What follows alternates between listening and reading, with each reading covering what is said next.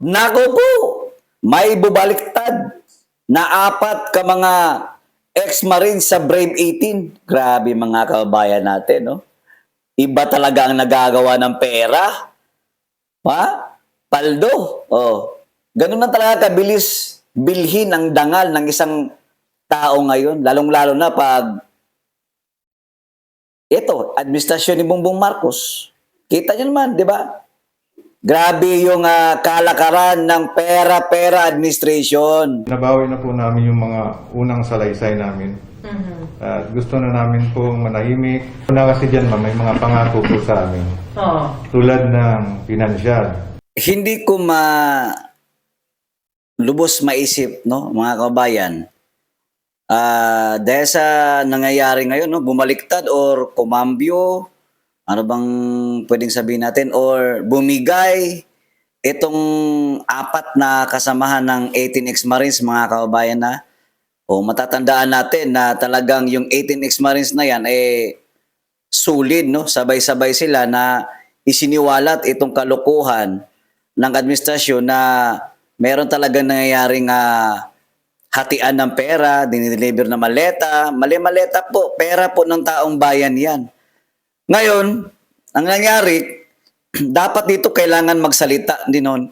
Magsalita na ni Attorney Baligod. Ewan ko lang kung mayroon na siyang statement regarding dito sa mga, malay natin, kumpirmado na ba ito or nagpakilala na sila ay kumalas na or hindi nila kaya. Kasi nga, ito po yung interview. Panoorin muna natin mga kabayan. Interview po ito ng GMA mga kabayan. Pakinggan natin. Binabawi na po namin yung mga unang salaysay namin. Gusto na namin po manahimik. Binabawi na nila ang nauna nilang mga aligasyon. Tapos Romualdez, Ko at iba pa sa pangakong pera. Una kasi dyan, ma'am, may mga pangako po sa amin.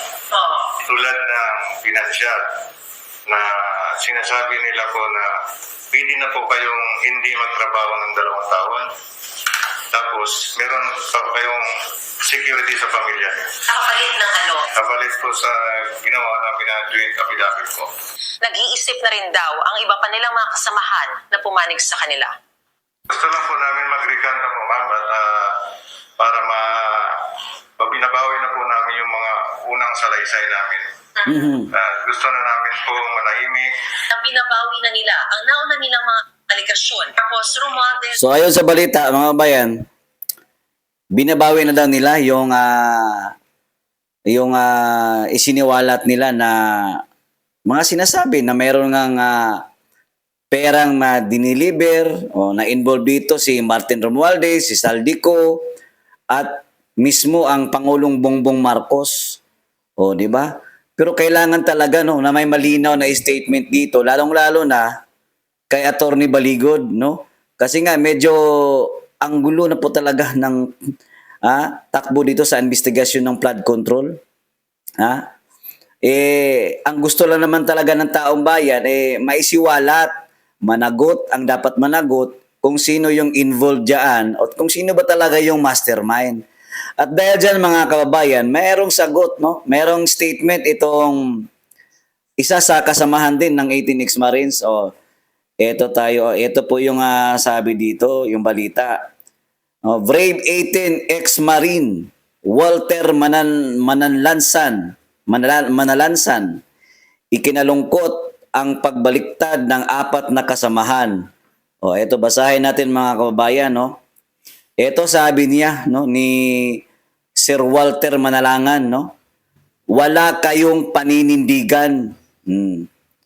Nagpahayag ng pagkadismaya si Walter Manalansan, isa sa mga miyembro ng Brave 18, matapos bawiin ng 4 na dating bodyguard ni dating Ako Bicol Party List Representative na si Saldico ang kanilang mga naunang sinumpaang salaysay. Sa kanyang social media post, sinabi ni Manalansan, "Nakakalungkot, bakit bumigay kayo? Hindi lang prinsipyo ninyo ang binenta ninyo, pati mga mamamayan natin na naniniwala at sumusuporta sa Brave 18. Nasilaw kayo sa pera na binigay nila. Wala kayong paninindigan. Naku po, mukhang may bayaran nga po talagang nangyayari mga kababayan natin kung bakit bigla-bigla itong bumaliktad. Grabe talaga yung hirap ng buhay ngayon mga kababayan natin, no? Talagang ang nais lang natin malaman dito, ang nais lang isulong dito ng Brave 18, managot, no? Makasuhan itong mismo na dapat isiwalat ang itong flood control scandal or itong scam. So ayon kay Manalansan mga kabayan na masyado kayong nagpadala, no? Bumigay kayo sa pera, grabe naman.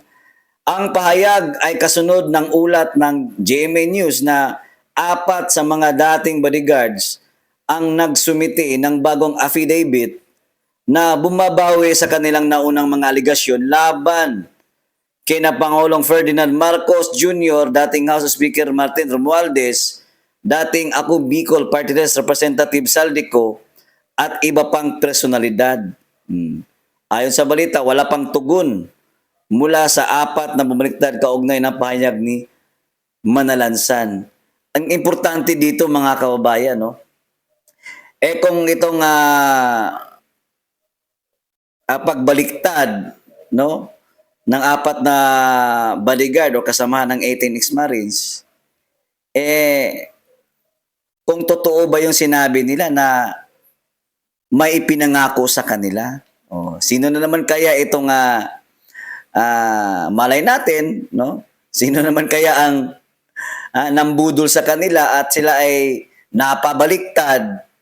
Sino kaya itong sino kaya yung mga tao na talagang napakadaling magbayad, no? Para bumaliktad lang. Alam naman natin, no? Ilang hearing ba 'yon o nakailang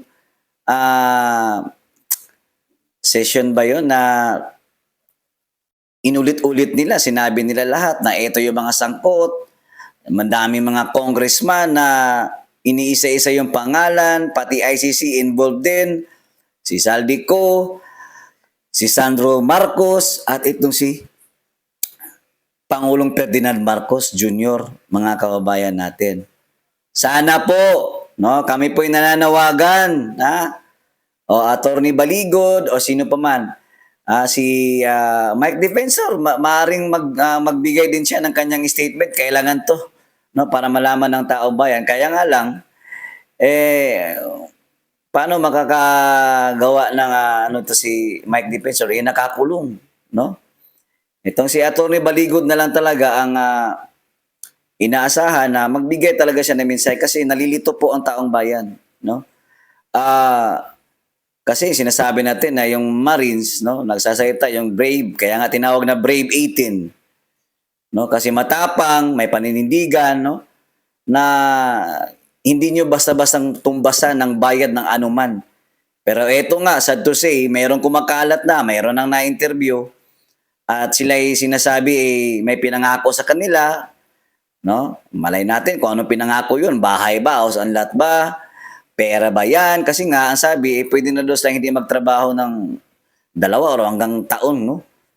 Dahil dyan, basta lang, mag-joint lang sila ng kanilang mga testimonya regarding sa mga nalalaman nila sa pagnanakaw sa kabanang bayan, no? Pera ng kabanang bayan, lalong-lalo na sa usapin ng flood control. Hanggang dito na lamang mga kabayan, antabayanan natin, no?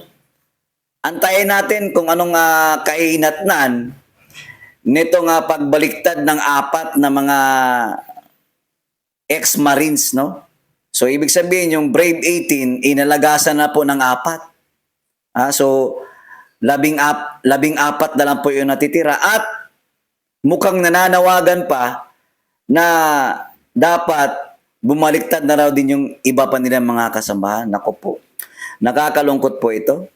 Kasi nga, flood control po ang pinag-uusapan dito. Pera ng taong bayan. Ginastos ninyo, ginamit ninyo, pinaghati-hatian ninyo, and yet hanggang ngayon, wala pa rin nananagot. Hanggang dito na lamang mga kabayan. Maraming salamat.